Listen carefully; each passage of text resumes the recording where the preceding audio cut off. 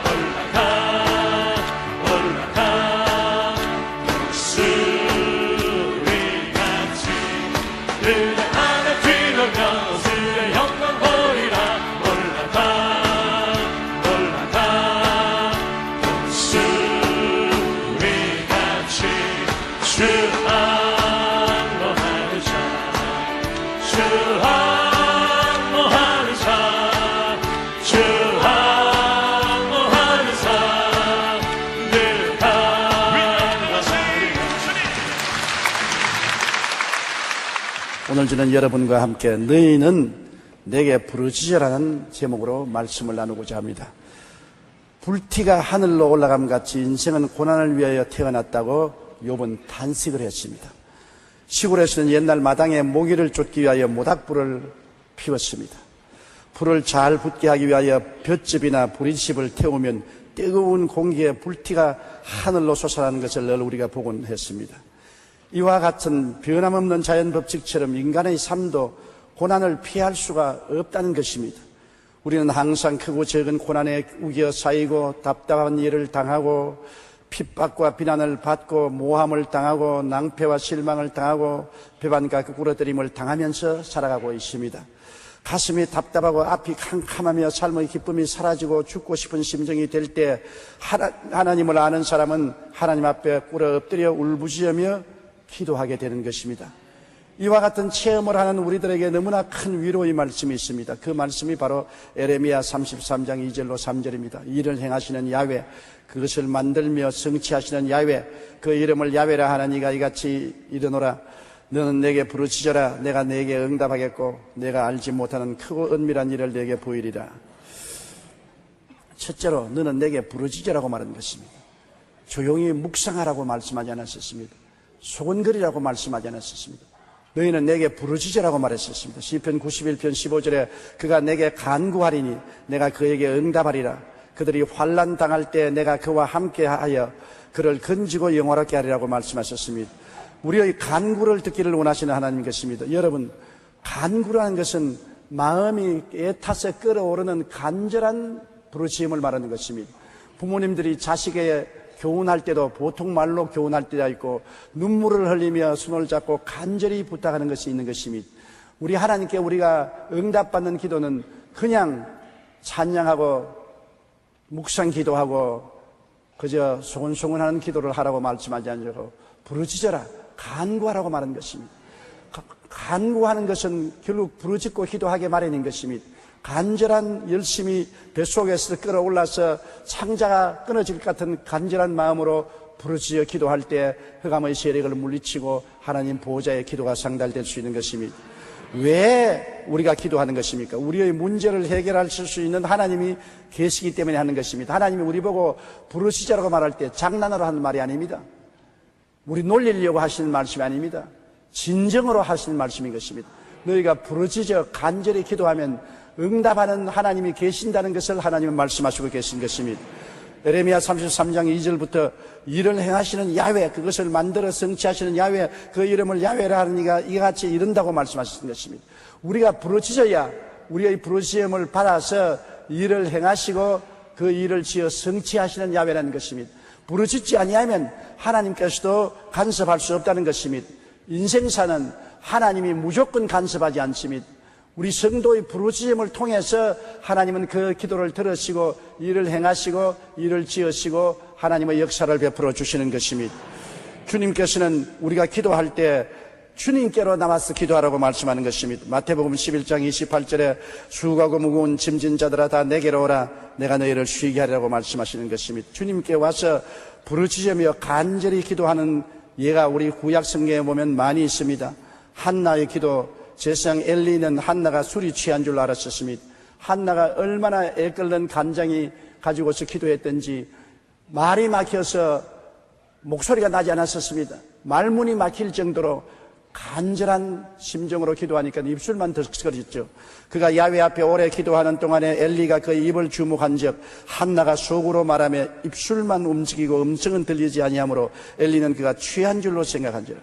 기도에 너무나 깊이 몰입해서 취한 것 같았습니다. 너무나 애절하고 간절히 부르짖다 보니까 말문이 막혀서 입술만 들썩거리는 간절한 기도를 드린 것입니다.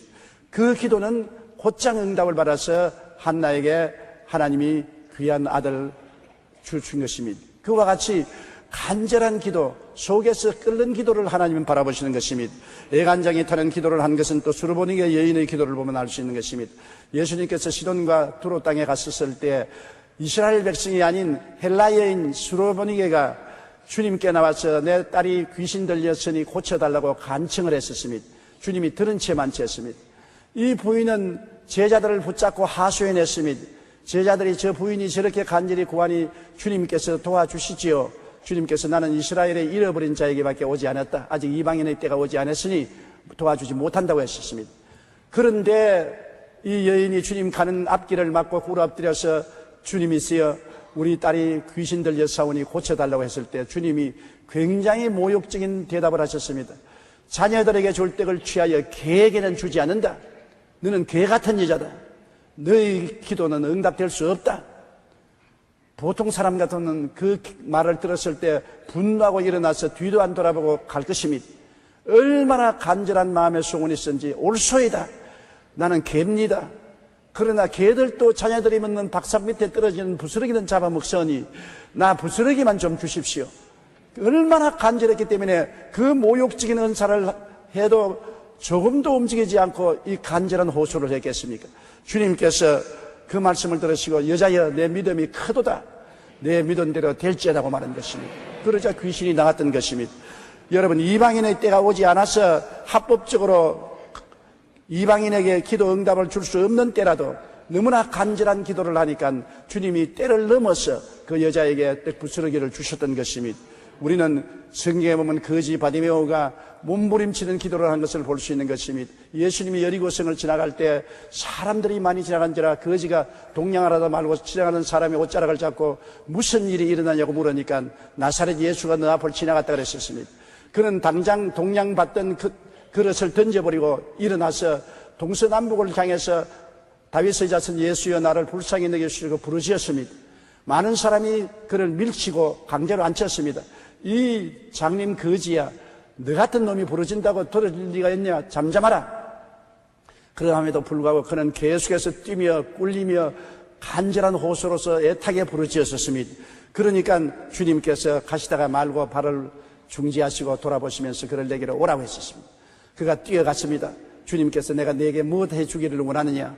주님 보기를 원하나이다. 내 믿음대로 될지어다. 그는 장님이 눈을 뜨고 말한 것입니다.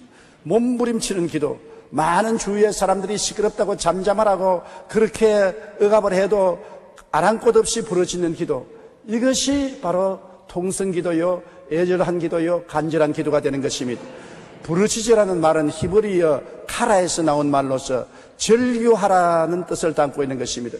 경주장에서 달리는 선수들은 골인점이 눈앞에 보이면 속도를 더 이상 늦출 수가 없습니다. 오직 골인점을 향해서 있는 힘을 다해서 죽도록 뛰는 것입니다. 남은 힘이라고는 조금도 없이 기진맥진할 때까지 뛰는 것입니다. 바로 부르짖는다는 의미는 그와 같은 의미인 것입니다. 조금도 몸속에 힘을 남겨놓지 말고 기진맥진할 때까지 전력을 기울여 부르짖는 것이 바로 부르짖는 기도인 것입니다. 제가 신학교 다닐 때 성령 세례 받으려고 상학산에 가서 밤중까지 기도해도 그렇게 간절한 기도는 안 하고 그냥 천천히 기도를 했는데 응답이 안 와서 새벽녘에 가시는 얼마나 간절히 부르짖었던지 창자가 끊어진 것 같아요. 제 허리가 새우등같이 굽어집니다. 그럼에도 불구하고 화물치 기도하니까 곧장 성령 세례받고 방언으로 기도하는 체험을 한 것이 기억납니다. 간절한 기도, 그것이 하늘을 감동시키고 마귀의 일을 물리칠 수가 있는 것입니다. 술이 취한 줄로 오해받을 정도로 간절히 기도한 한나와 애간장 타듯 기도한 수르보니게 여인은 더 이상 버티기 힘들 정도로 간절히 기도하며 부러지는 것입니다. 이 이상 더 지나면 힘이 지쳐서 기절할 것 같은 그런 상황까지 기도를 하면은 그 기도는 하늘을 움직이는 것입니다. 보좌를 감동시키는 것입니다. 둘째로 그렇게 기도하면 주님께서는 내가 네게 응답하겠다고 말씀한 것입니다. 우상과 사신은 응답하지 못합니다. 점쟁이들이 아무리 점을 친다고 해서 문제를 해결합니까? 우상 사신에 가서 아무리 절하고 손을 빈다고 해서 우상 사신이 대답합니까? 여러분, 이스라엘의 아합 왕 때 이스라엘이 바알과 아세라 신을 심고 크게 타락했습니다. 그때 엘리야가 3년 6개월이 지나고 난 다음에 아합 왕에게 제시했습니다. 갈멜산에 바알 선지자 450명, 아세라 선지자 400명을 데리고 와서 나하고 시합하자. 불로 응답하는 신은 참신으로 인정하자. 그래서 나를 정하여 바알 선지자 450명과 아세라 선지자 400명, 그리고 많은 이스라엘 백성이 모인 가운데서 단을 2개 샀고, 하나는 바알에게, 하나는 야훼의 이탈을 샀고, 바알에게 소아제를 잡아서 각을 떼서 얹어놓고, 먼저 너희가 부르시라. 수가 많으니까 너희가 부르시 하늘에서 불로 응답하면 그가 참신인 줄 알자. 아침부터 저녁 늦게까지 고함을 치고 자기 몸을 칼로 찌르며 피를 흘리고 바알과 아세라 신의 경배자들이 부르시어 풀은 오지 않았었습니다. 저녁 소제 드릴 때쯤 엘리야는 자기의 제단을 샀고 송아지를 각을 떼서 얹어놓고 물을 몇 동이나 부어서 도랑까지 물이 차게 하고 난 다음 그는 꿇어 엎드려 기도했습니다. 저녁 소제 드릴 때에 이르러 선지자 엘리야가 나아가 말하되 아브라함과 이삭과 이스라엘의 하나님 야훼여, 주께서 이스라엘 중에서 하나님이신 것과 내가 주의 종인 것과 내가 주의 말씀대로 이 모든 일을 행하는 것을 오늘 알게 하옵소서. 야훼여, 내게 응답하소서. 내게 응답하소서. 이 백성에게 주 야훼는 하나님이신 것과 주는 그들의 마음을 되돌이키심을 알게 하옵소서 하며 이에 야훼의 불이 내려서 번제물과 나무와 돌과 흙을 태우고 또 도랑물을 핥았다고 말한 것입니다. 불로 응답하는 하나님. 바알과 아세라 신의 제사장들은 850명이 되어도 불이 임하지 않았었습니다. 야훼 하나님은 불로 응답하여 제물을 다 태웠었습니다. 이스라엘 백성들이 다 엎드려서 야훼 그는 참 하나님이라고 고함을 부르짖게 만드는 것입니다. 오늘날 또 하나님은 우리가 부르짖을 때 하늘에서 응답하는 것입니다. 우상과 사신이 응답하는 것이 아닙니다. 엘리야는 3년 6개월 동안 비가 오지 않았는데 그 길로 갈멜산 중턱에서 하나님께 부르짖어 기도했습니다. 비를 달라고요. 청청 하늘을 바라보고 기도한 것입니다.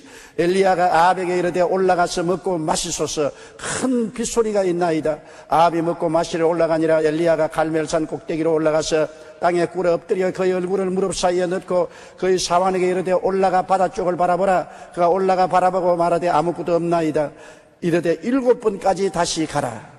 7번째 이르러서 그가 말하되 바다에서 사람의 손만한 작은 구름이 일어나나이다. 이르되 올라가 아합에게 말하기를 비에 박히지 아니하도록 마차를 갖추고 내려가소서 하라 하니라.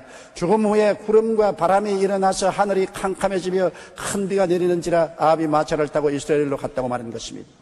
3년 6개월 동안 비가 안 와서 만물이 다 타고 말라버리는데 역시 엘리야가 하나님께 간절히 엎드려 기도하니 하늘이 비를 내리고 땅이 열매를 맺게 된 것입니다. 거기에도 엘리야가 얼마나 간절히 기도했든지 그 머리가 다리 사이로 들어갔다는 것입니다. 꼿꼿이 서서 기도하다가 창자가 자꾸 땡기도록 기도를 하니까 머리가 점점 수그러져서 머리가 다리 사이로 들어가 버리고 말았습니다. 공처럼 되었습니다. 간절한 기도, 이것을 하나님이 들으신다는 것을 여기에 우리가 분명히 보여주고 있는 것입니다. 하나님은 응답해 주겠다고 약속을 하셨습니다. 응답 안 하는 하나님이 아닌 것입니다. 우리를 놀리시는 하나님 아닌 것입니다. 헛된 약속을 하는 하나님이 아니신 것입니다. 야고보서 5장 17절로 18절에 엘리야는 우리와 성정이 같은 사람이로되 그가 비가 오지 않기를 간절히 기도한 즉 3년 6개월 동안 땅에 비가 오지 아니하고 다시 기도하니 하늘이 비를 주고 땅이 열매를 맺었다고 말씀하고 있는 것입니다. 요한복음 14장 13절로 14절에 너희가 내 이름으로 무엇을 구하든지 내가 행하리니 이는 아버지로 하여금 아들로 말미암아 영광을 받으시게 하리 함이라. 내 이름으로 무엇이든지 내게 구하면 내가 행하리라.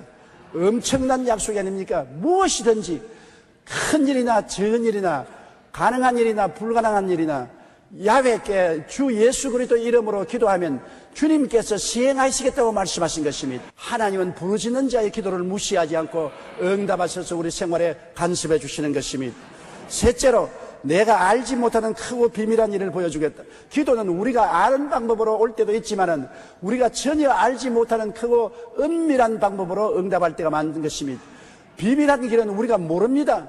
모르는데 우리는 절망의 벽에 부딪힐지라도 하나님은 길이 있으니까 부르짖는 것입니다. 옛말에도 하늘이 무너져도 솟아날 구멍이 있다고 말하지 않았었습니까? 시편 121편 1절로 2절에 내가 산을 향하여 눈을 들리라. 나의 도움이 어디서 올까? 나의 도움은 천지를 지으신 야훼께로다.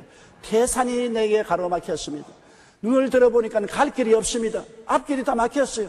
태산이 나를 막고 있으니까 기어 올라갈 수도 없고 터널을 뚫을 수도 없습니다. 절망할 수밖에 없습니다. 그러나 산보다 높은 곳에 고개를 드니까 하나님이 계십니다.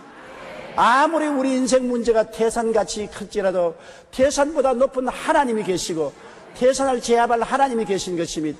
우리 힘으로는 산을 옮기지 못할지라도 하나님은 태산을 옮길 수가 있는 것입니다. 그렇기 때문에 나의 도움이 어디서 올고 천지를 지으신 야훼께서 나의 도움이 되신다고 말씀하는 것입니다. 우리는 하나님의 생각을 모릅니다. 하나님이 우리를 위해서 계획한 것은 은밀한 것이기 때문에 우리가 모릅니다. 우리가 하나님의 뜻을 모르기 때문에 쉽게 하나님을 비평하거나 하나님을 인간적으로 이해하려고 애를 써서는 안 되는 것입니다. 이사야 55장 8절로 9절에 이는 내 생각이 너희 생각과 다르며 내 길은 너희 길과 다름이니라. 야훼의 말씀이니라. 이는 하늘이 땅보다 높음같이 내 길은 너희 길보다 높으며 내 생각은 너희 생각보다 높음이라.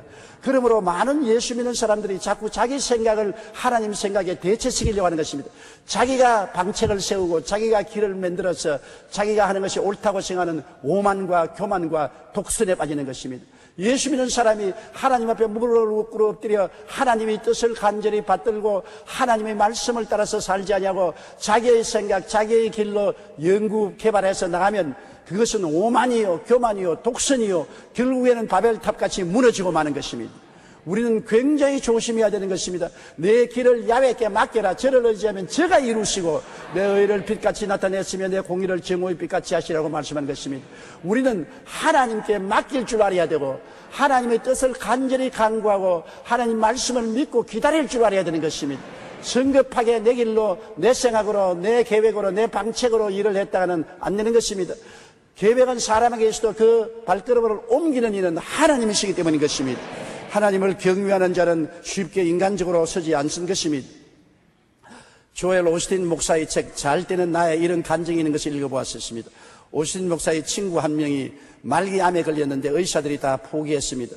하루는 집에서 요양을 하고 있는 4살배기 아들이 성경책을 들고 왔습니다. 그리고 글을 못 읽으니까 성경책을 펼쳐가지고 손가락으로 대면서 아빠 뭐라고 적었는지 한번 읽어달라고 했습니다.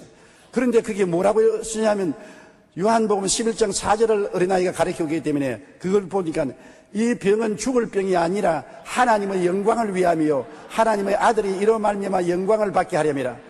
오신 목사님의 친구는 여기에서 하나님의 음성을 들었습니다. 왜 4살배기 아들이 죽음을 각오하고 절망에 처해있는 그에게 성경책 들고 와서 마음대로 펼쳐서 손가락으로 이 성경 구절을 가르치는 것입니까? 하나님의 레마인 것입니다. 그는 그 성경 구절을 부여잡고 낙심을 이기고 절망을 극복하고 하나님께 부르짖었다 암에서 고침받았다는 기록이 있는 것입니다. 하나님은 우리의 믿음을 키워주기 위해서 이런 작은 기적들을 일으키시는 것입니다. 우리가 성령으로 충만하여 늘 깨어있을 때 이처럼 우리의 일상생활 주변에서 늘 우리를 지키시는 하나님의 손길을 느낄 수가 있는 것입니다. 우리의 도움은 오직 야훼께로부터 오는 것입니다. 하나님께서는 이미 모든 것을 미리 아십니다. 하나님은 알파와 오메가요 처음과 나중이요 시작과 끝이라. 우리는 눈앞에밖에 못 보지만 하나님은 벌써 끝을 바라보고 있는 것입니다. 우리는 모르고 말하지만 하나님은 아시고 말씀하는 것입니다. 우리는 모르고 말하기 때문에 우리 말은 거짓말이 될 수가 많습니다. 그러나 하나님의 말씀은 알고 하시는 말씀인 것입니다. 알고 하시는 말씀은 거짓이 될 수 없는 것입니다. 과거와 현재와 미래를 다 손 위에 얹어놓고 보고 계시는 하나님이 알고 하시는데 어떻게 거짓이 있을 수 있는 것입니까? 하나님은 우리에게 다가올 일들을 다 알고 계십니다. 우리가 구하기 전에 이미 알고 계시는 것입니다.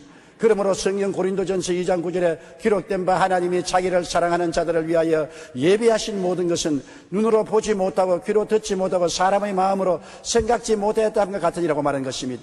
우리가 눈으로 본 적도 없고 귀로 들은 적도 없고 마음으로 생각지도 못한 것을 하나님은 이미 다 아시는 거로 그 해결 방책을 예비해 놓고 계신다는 것입니다. 야훼 하나님은 여러분의 일생을 이미 손바닥에 얹어놓고 다 알고 계신 것입니다. 하나님을 의지하는 자는 하나님을 바라보고 기다리면 하나님이 예비한 길로 우리를 이끌어 주시는 것입니다. 로마서 8장 32절에 자기 아들을 아끼지 아니하시고 우리 모든 사람을 위하여 내어주시니가 어찌 그 아들과 함께 모든 것을 우리에게 주시지 않겠느냐. 아들을 주신 하나님이 뭘 안 주겠습니까?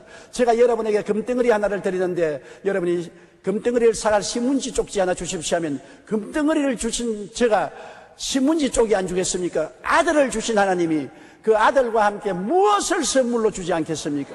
우리가 마음속에 하나님 제1주의로 살고 하나님을 섬기기 위해서 살면은 하나님은 우리의 기도를 들어주시고 은혜를 베풀어 주시는 것입니다.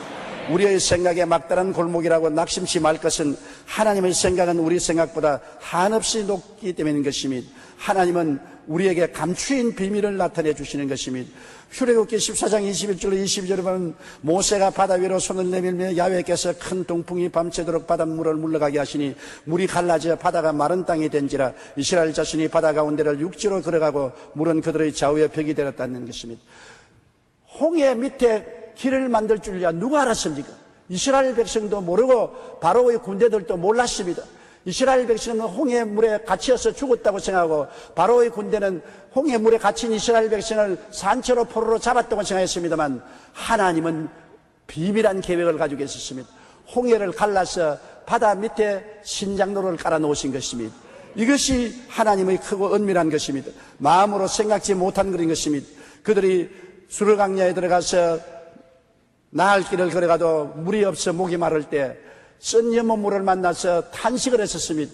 하나님은 미리 아시고 이미 쓴 연못물을 달게 할 나무를 준비해 놓으시고 나무가지를 꺾어 넣은지라 화학작용이 일어나서 물이 달아지고 마는 것입니다.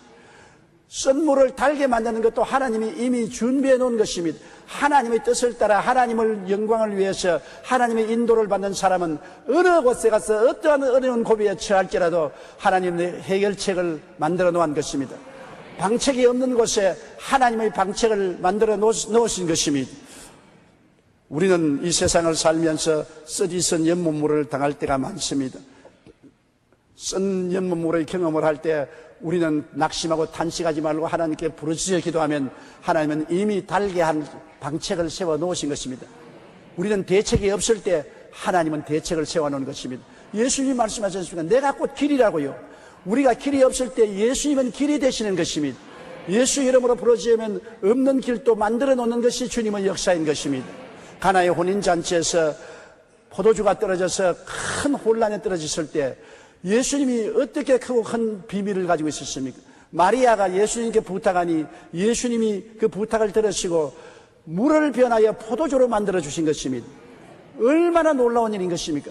물이 변하여 포도주가 될 줄 누가 알았습니까? 그것은 하나님만이 아는 은밀한 길인 것입니다. 그러므로 우리 생각으로 하나님을 판단해서는 안 되는 것입니다. 나사로가 죽은 지 나흘 만에 살아날 것을 누가 알았었습니까? 다 무덤에 들어간 나사로는 다시 살아나지 못한다고 생각하고 마리아와 마르다가 탄식하고 통곡하고 눈물을 밤새도록 흘리고 온 얼굴이 퉁퉁 부었는데, 예수님은 무덤가에 오셔서 위로한 것이 아니라 나사로야 나오라! 죽은 지 나흘 만에 혈관이 다 썩고 몸세포가 다 썩은 그를 순식간에 살려일으킨 것입니다. 기적을 행하시는 하나님인 것입니다.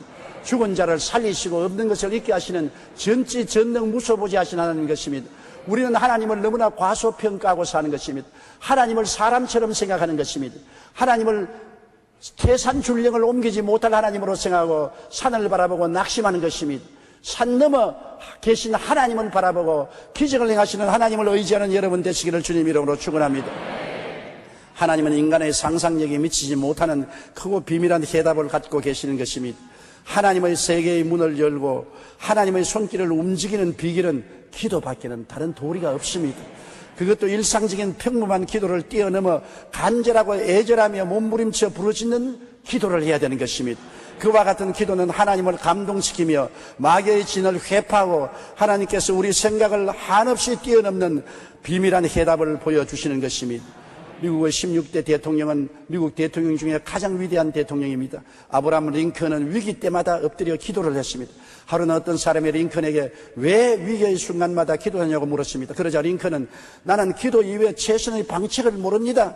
내가 가진 지혜와 주변 사람들의 재능도 어려움을 극복하기에는 부족합니다.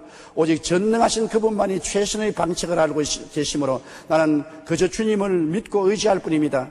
그렇게 대답했습니다. 아브라함 링컨은 자기 생애에서 최선의 방책은 하나님께 기도하는 것이라고 말했었습니다. 기도함으로 하나님이 링컨과 같이 계셔서 여러 번 선거에 낙마해도 건져주시고 혼탁한 정치를 바로잡고 남북전쟁을 승리로 이끈 위대한 영웅이 될 수 있었던 것입니다. 우리는 항상 하나님이 우리가 부르짖어 기도하면 크고 은밀한 비밀을 나타내 줄 것을 알고 기도해야 되는 것입니다. 기도가 여러분 생활 속에 제일 좋은 대책인 것입니다. 대책이 없다고요? 기도가 대책인 것입니다. 기도하지 않고 난 다음 대책이 없다고 말하지 마십시오. 우리 예수 믿는 사람이 다른 사람과 뭘 다릅니까? 다른 사람은 인간의 수단과 방법과 노력으로 하다가는 태산에 부딪히면 대책이 없습니다. 그러나 우리는 그 산 꼭대기 위에 하늘이 있고 하늘의 보좌에 하나님이 우리의 대책이 된 것을 알아야 되는 것입니다. 우리가 하나님께 부르짖을 수 있는 이상은 낙심하지 말아야 되는 것입니다. 너는 내게 부르짖어라. 내가 내게 응답하겠고 내가 알지 못하는 크고 은밀한 일을 내게 보여주겠다고 하시는 하나님은 어제나 오늘이나 영원토록 동일하신 하나님이신 것입니다.